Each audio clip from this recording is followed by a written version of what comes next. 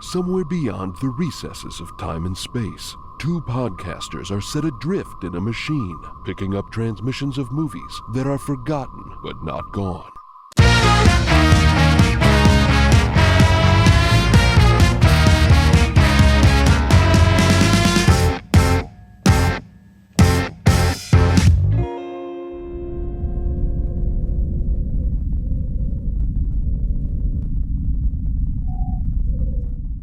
So we've talked about how the music for this movie, the Ministry of Ungentlemanly Warfare, or the Bureau of Ungentlemanly Warfare, or Department of Ungentlemanly Warfare, which are all things I Google searched when I was first looking for it.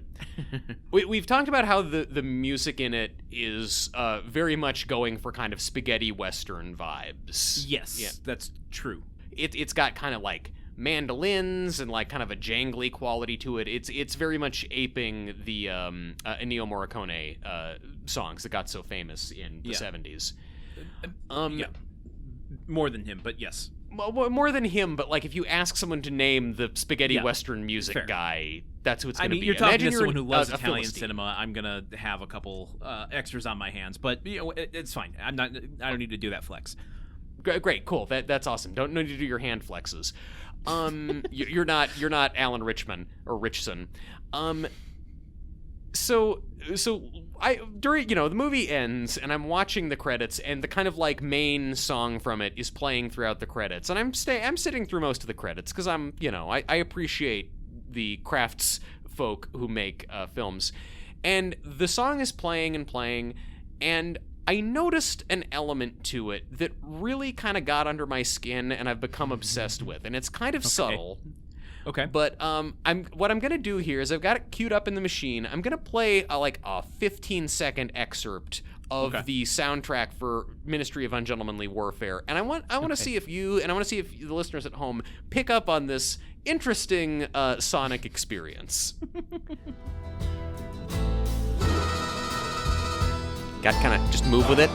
Vibes.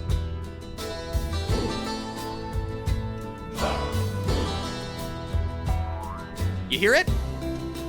Yeah. The boing. Boing! Yeah. Yeah?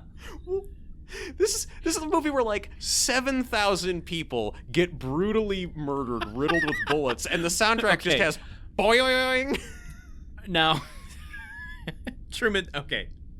Oh, this is so precious, and I don't mean that to be condescending. Well, it was. So you better make this one count.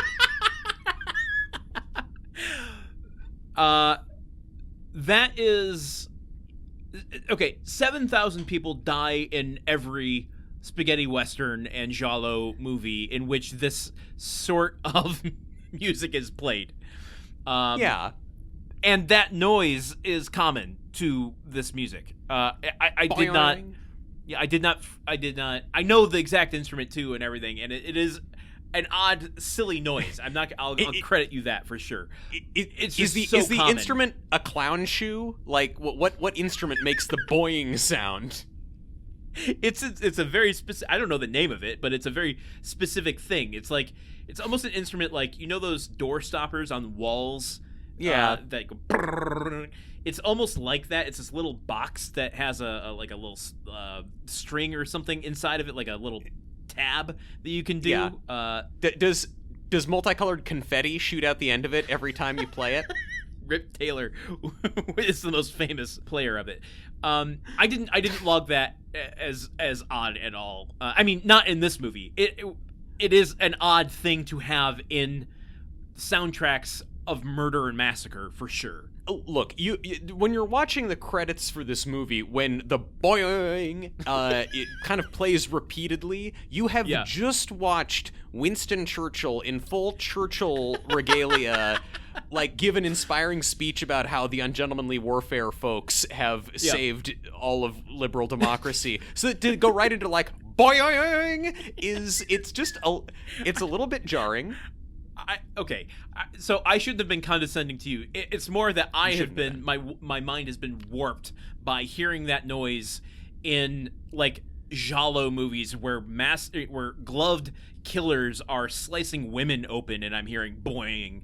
So over the credits of a movie that has been anachronistic in all of its music didn't even like occur to me.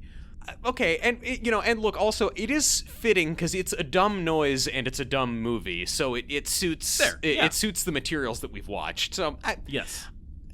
I just love it when my World War II movie goes boing on the soundtrack occasionally. Okay, I flagged a couple of things that I knew weren't going to fit into the main episode here.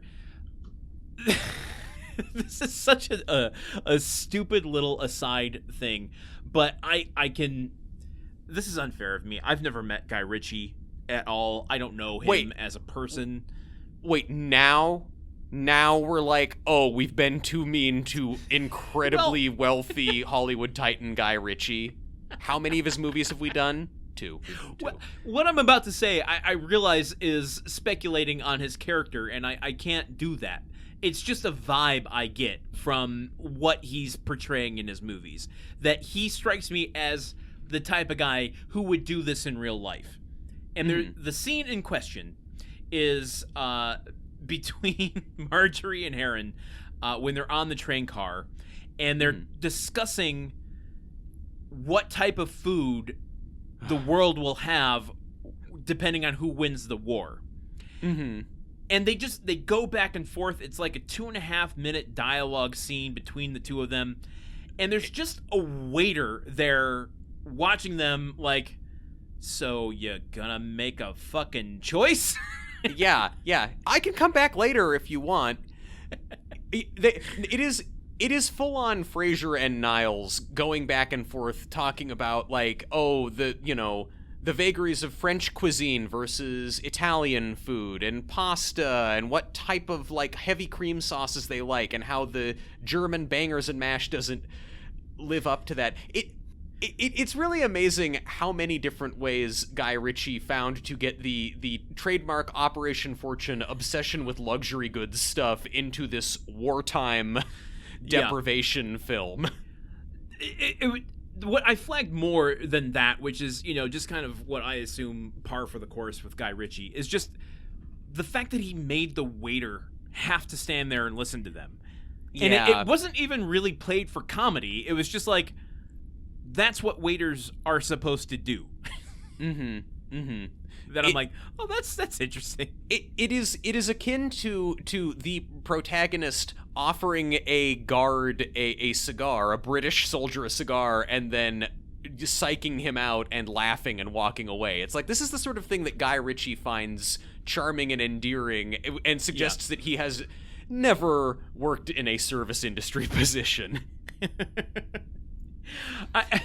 There was one other... This is just such a side thing, and I watched this movie twice, and I did mean to watch it with subtitles the second time to flag whether or not one of the Nazis actually says this.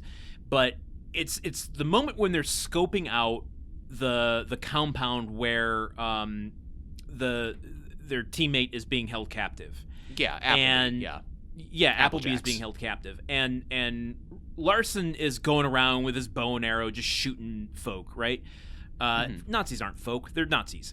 He's shooting Nazis with a bow and arrow. There's one moment when there's a single Nazi kind of caught almost in a meadow, like just like a little clearing of trees.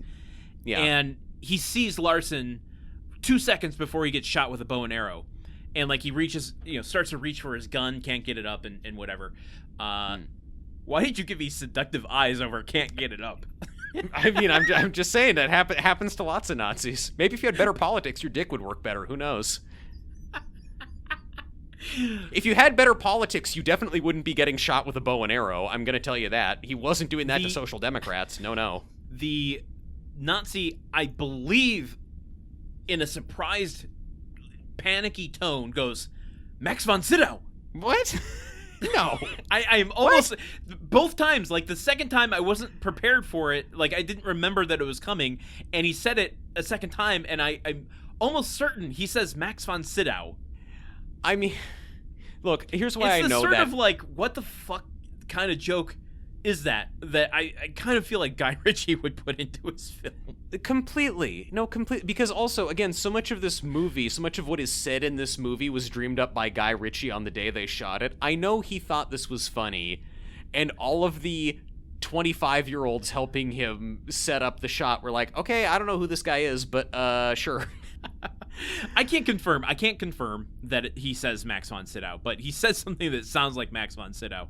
And you know what? I'm a podcaster. I couldn't let that go uncommented upon. No, don't let any stone go unturned. Look, I'm glad we're talking more about Guy Ritchie and the endless just kind of like Paul Hogan. He is a man who just contains multitudes and layers. The deeper you go, the more you find.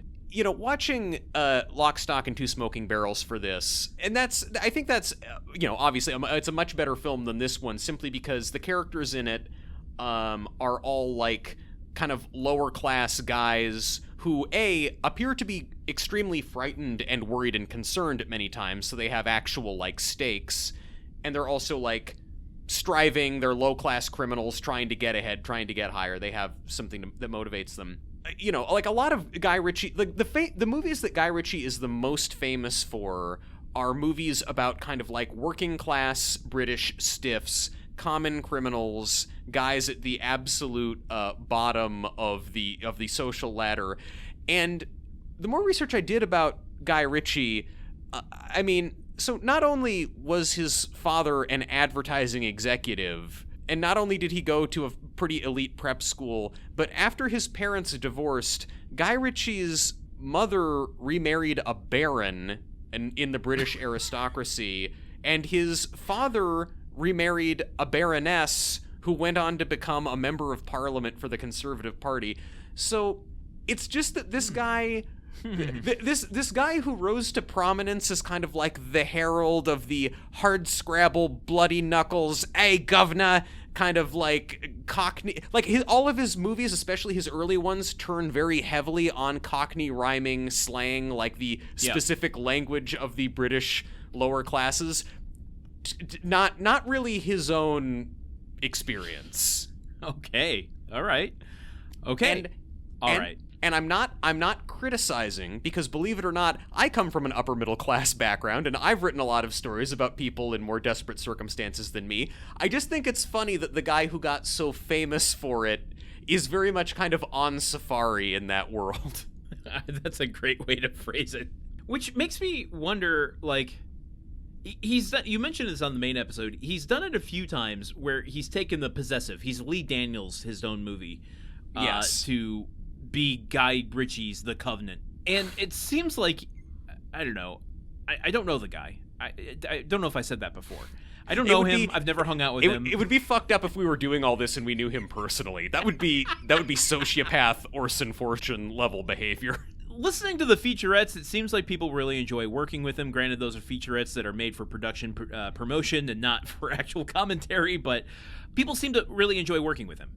He seems nice. Yeah. I'm just surprised he doesn't take the possessive more often.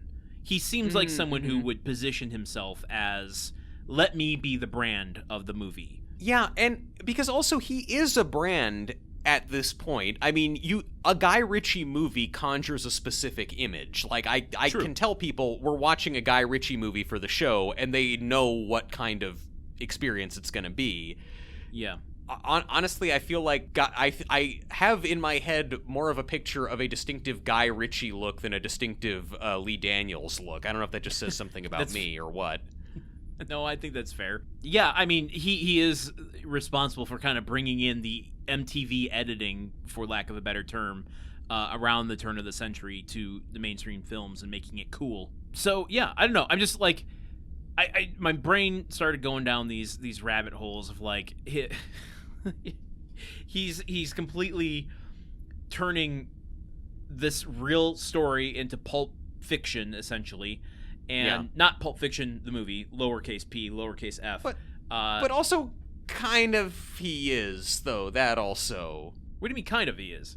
Well, he kind of is making it like Pulp Fiction the movie Pulp Fiction, in terms of just, it's all like cool dudes doing violence, not caring, like... Yeah. Well, yes, that's baked. I mean, he's clearly doing Tarantino in this movie, but he's turning real people into superheroes, essentially. Like, these are invulnerable superhumans. They might as well have gotten the super soldier serum at the beginning of the movie. It looks like Richardson has gotten the super soldier serum. Yes, He's gotten like true. a double dose. And I can't imagine the real guy was that built. But my brain just started going down these rabbit holes of like, well, now that he's done it, what's stopping him from doing this again? And like, I don't know, just this title came up in my head, and it's very crass and it's very gross, but I couldn't help but think, what would Guy Ritchie's Schindler's List be? I don't feel like we're too fucking far away from it. I mean, sooner or later there will be, like, sooner or later someone is going to apply these kind of genre conventions to a Holocaust movie as like their way of reclaiming the trauma of the Holocaust by making it like, you know, about a bunch of Jews who break out. Or not, or just making it a cool fucking movie, man. Yeah. Oh man. I mean, that's what scares me about a movie like this, where it's not that this movie in and of itself is objectionable. It's that this is a potential stepping stone to whatever the next thing is. By not doing anything with the Nazis in this movie, it's like, well, okay. I mean, granted, this movie lost money. No one's going to be replicating it. But we've opened one chamber of Pandora's box, and it's like, oh, okay, I wish we hadn't done that. I mean, I don't know. I guess I'm not as worried about the slippery slope argument, because I think that movies will get bad in all kinds of ways regardless. But look, I mean, if a Jewish filmmaker, I want to underline that, wants to make a Pulp Fiction-y Holocaust movie and has a clear statement of artistic purpose, I mean, that's their right to engage with their history and trauma in that way, and maybe it'll be great. It's a completely different scenario, but yes, you're right. I agree with you. Well, I don't want Guy Ritchie to make that movie, because last time I checked, it seems like he's not a member of the tribe. So that's an interesting thought experiment to go down. I mean, but look, honestly, it was really sort of like, I feel like an edgy or like daring thing to make Inglorious Basterds like 15 years ago when they did. And now a movie like this, it's like, yeah, it's a pulpy World War II action movie, and it's not like a prestige thing. It's just like a guns blazing type of movie about real stuff. And so, yeah, who knows where that road leads to next. Well, listen, I will give Guy Ritchie this. I had an odd complaint during the Boys in the Boat episode, which I still stand by. I'm just not going to be as loud about it. At least Guy Ritchie uses real Nazi flags. Like, he knows he's making a World War II movie, and he's going to have the stuff around. At least there's that. Well, there's more Nazi stuff in this movie than there is in Boat Boys. Like, Boat Boys is a little bit about Nazi Germany. This is, Nazis are a much larger part of this film. That's fair. But, I mean, you can put... Okay, I'm not even going to make the argument anymore. If you're going to engage with the material, engage with it fully, and at least Guy Ritchie is not pulling his punches when dealing with that aspect of it. We're just really going right out on a limb with a lot of Nazi stuff in this first foray into season 2. We're completely anti-Nazi, 100%, 110%. Nothing. Yeah. Does it even need to be said? Why do we even? We can say it because it's so absurd to believe otherwise. You know what? I hate the Nazis so much, I don't even think the Autobahn is that good, frankly. I think they should have invested in a more robust public transit network instead of car-dependent infrastructure. I'm so feeling take it now. that, Hitler. I'm feeling it. Let's drive our car away from all of this stuff. I'll take a subway away from this. But yeah, do you want to maybe watch the trailer for this movie and make guesses about what's going to be in it? So Truman and I are going to play the trailer game, in which we haven't watched the trailer for this movie, and we are going to pull out a handful of moments from the movie we think might be used to market it. I love that you've internalized your frustration, that you're just doing a little performance for me and not even verbalizing it for the listeners. It's just they get what the game is. It's simple, and you've explained it. The beginning of season 2. Times. We might have a whole new crew of listeners coming in right now. We have to explain it. The entire episode has been dense references back to the first episode of season 1. So those new listeners are not... They listened to a little bit of that, and they were like, I'm not going to stick around for the mini transmission. This is just the real heads. This is the old heads. This is the dead heads. Well, listen, as I'm aging and my memory's getting bad, sometimes I need a little recap and reminder. So we went through it. We're going to watch a trailer for this. What do you think is going to be in it? I've got a couple things earmarked, and one that I'm really kind of leaning on. Okay, I'm gonna guess right now that we're gonna get Isa Gonzalez, obviously doing her song, but specifically throwing the handful of money to the cheering crowd. Okay, that's what I was gonna bank this on. I think they're going to use the Mac the Knife sequence pretty extensively at one part in this trailer, where like Mac the Knife will probably start to like fade in at a certain point, but then it'll start to like intercut with the like as it cuts to like explosions and shit, and then you see the money flying around, like just the really fast-paced cut stuff. And dare I suggest that there'll be like a soaring instrumental version of Mac the Knife in a minor key, like da da da da dun dun dun da da dun dun. Well, hold on, Truman. Wait, hold on. Hold your horses. I'm holding them. Okay, I think we're right on the money, except for one key detail. I don't think it's going to be Mac the Knife. I think that's too old-timey bullshit that no one's going to appeal to. I think this is going to be a trailer that uses a modern pop song to overlay all of that stuff. We're going to see her on stage. We're not going to actually hear her sing. And so they can use any song they want. This is going to be like a fucking Never Back Down in the Boat Boys trailer moment.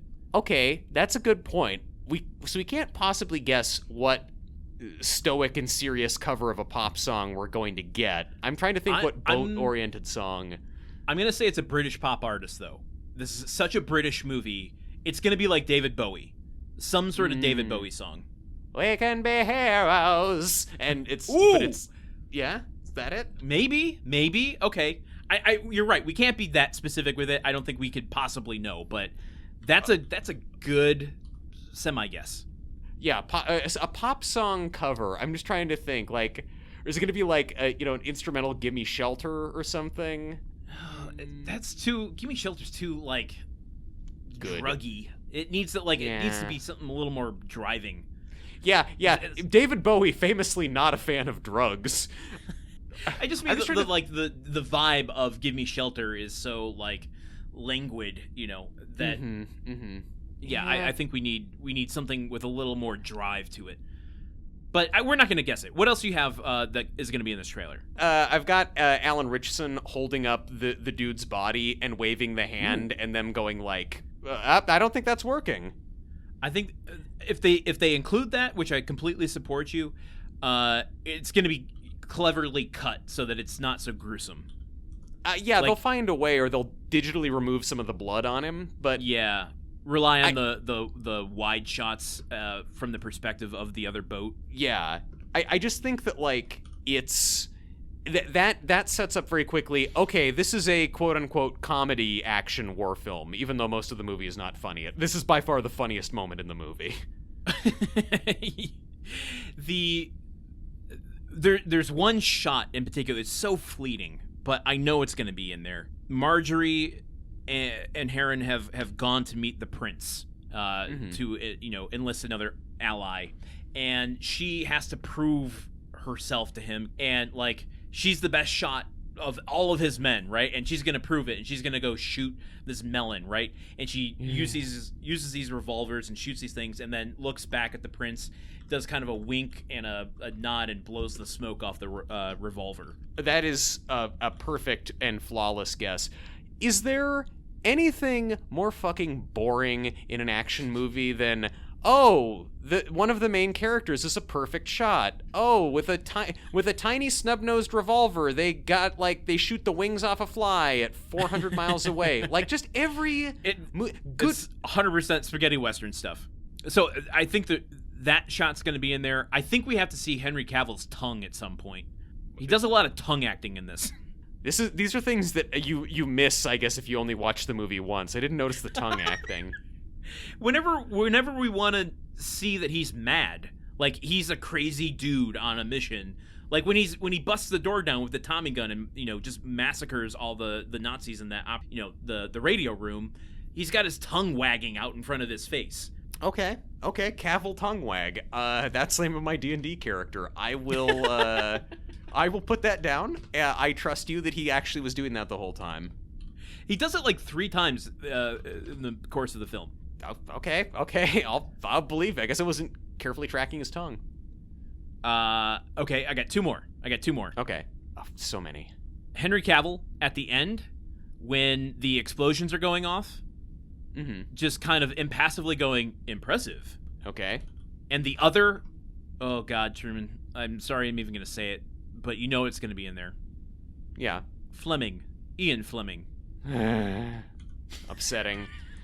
Very upsetting. And you know what? And I have just one more. So stupid, many of these. I'm going to do them all walking away from the compound where they rescue Edward Appleby, and it explodes behind them. Of course. You can't have a shot of characters walking away from an explosion toward the camera and not put it in the trailer. That's the whole reason that they greenlit the money to build the base and blow it up, was so they could put it in the trailer. All right, what does that bring us to? That brings us to 8, god damn it. But okay. I just put pop song cover is one of them. So we're gonna bank on that and see where it gets us. Okay. All right. Shall we watch the trailer? Yeah, let's do it. Right off the bat. Holy shit. Truman. We nailed it. Crushed it. Pop 5 of cover. our guesses in the teaser to the trailer. I have a mission I want you to lead. Thank you, Sergeant. What's the plan? To neutralize the German U-boats in the North Atlantic. Oh, there's your plot, based on the true story. We're losing the war. Hitler is not playing by the rules. I don't remember the Air Force being in it. The first Special Forces mission in history. We both know that I'm not very popular with the administration. So The he's reason they find you unattractive drinking is the the very fancy reason liquor. I find you attractive. pocketing the cigars. They had to show that in the trailer. Guy Ritchie wants to steal from Hollywood so much they put it in the trailer. You won't like them. They're mad. They're all Queen! mad. They'll need to be. Isa almost threw a grenade, that's all. This is an unsanctioned, unauthorized mission. Oh. If we fail, Hey! God, England will be condemned Forgot about to his a lifetime sleeve under pistol. the That was German kind of a boot. cool moment. Oh, tongue! Jesus. And so I said, yeah. that is not a dog. That is my Should have wife. guessed both. It's very good. Double tongue. We got 2 tongues. Yeah? Oh, and the money. Money. She threw the money. You got the money. Okay, Truman, we are nailing this trailer. You and your Yeah. operation are reckless. Abort this mission now. God. So violent. Hello, can't hear you. Please do off. They're walking away from the explosion. Oh my God, Truman. What a way to start season 2. Okay, that was an impressive run for us. I have no idea what. Okay, count us down, because there's this movie trailer had, just like every other fucking trailer in the last 5 years, get ready for the trailer that you just press play on to watch the trailer of. It's like, Yeah. okay, I don't need that 5 seconds, just start the trailer. But in that 5 seconds, we got half of our guesses, I felt like.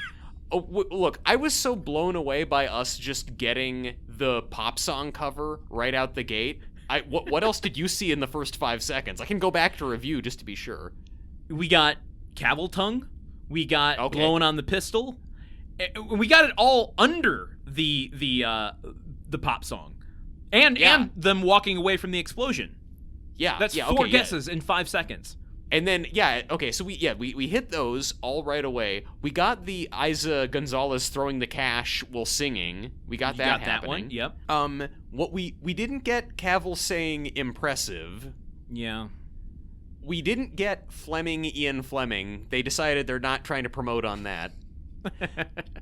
And we didn't get Richson waving the Nazi hand at the other boat.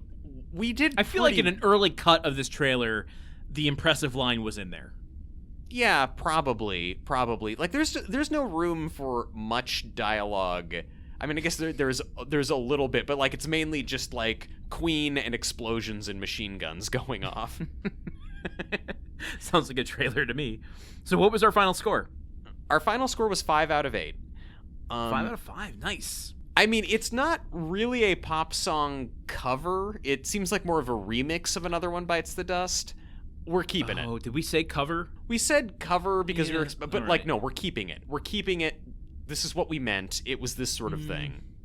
But if you are filling out a test, a handwritten test, and you write the wrong thing, they are going to deduct points from you. Yeah, but if you're going to trivia at a bar where maybe you've hung out with the trivia host before, you can work the refs and get favorable treatment if you're close. Do we know the hosts here? Does anyone truly know anyone? That's the real question. I think I'm giving it to us. I'm giving it to us. The fact that we guessed that and it was sort of just on a goof and then it was immediately there, I think that counts. Okay, they were going to put a pop song in this trailer. I'll take those. That to me, that felt like an impressive showing. Yeah, no, I feel good about that. This trailer didn't have a chance. We walked up to it and we shot it 1,000,000 times with silenced machine guns, and it wasn't even looking at us. Awesome. Is there anything else about the Ministry of Ungentlemanly Warfare that you would like to talk about?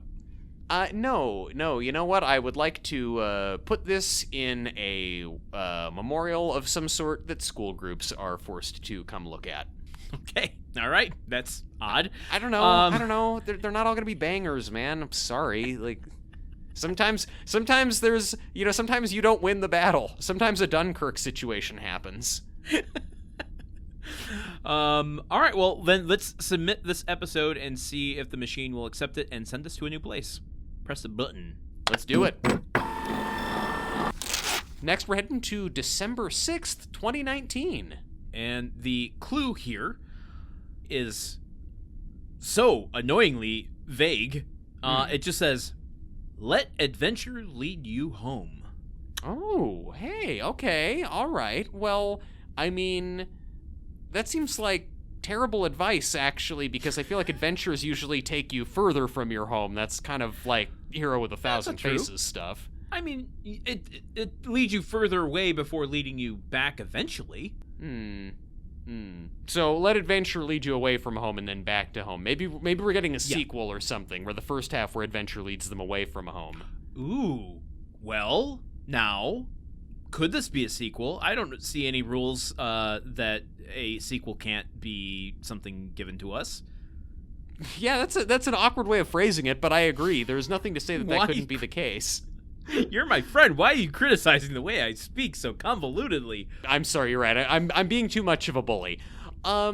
Okay. Well, I'm interested to see. It's going to be an adventure seeing where this new adventurous film leads us. I mean, I think we had such a double scoop of adventure with Dirk Pitt lately. I don't know if we've got room for any more. All right. Well, I guess that is a wrap. And until the next movie for Truman Caps, I have been Landen Solano. And for Landen Solano, I've been Truman Caps. Whoa! Movie Memory Machine is part of the Gruntwork Podcast Network. Join our Patreon at patreon.com/gruntworkpod to keep the machine running. Theme song by Porky's Groove Machine. Rate us on Apple Podcasts or wherever you listen. For more information on today's show, visit MovieMemoryMachine.com.